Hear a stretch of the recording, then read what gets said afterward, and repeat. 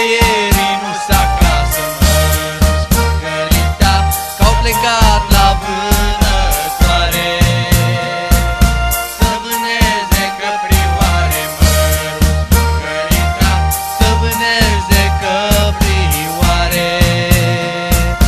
Căprioare n-au vânat, măruț măgărita, și-au vânat un iepurar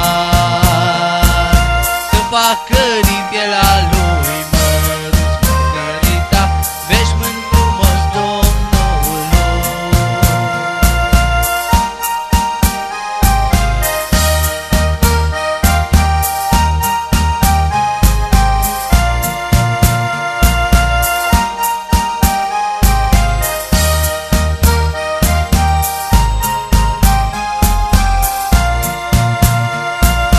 Să facă din pielea lui, măruț măgărita, veșmânt frumos Domnului.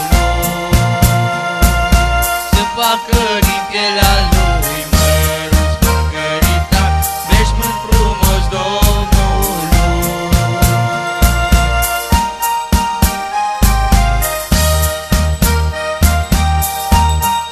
Și cu această ocazie dorim tuturor sărbători fericite!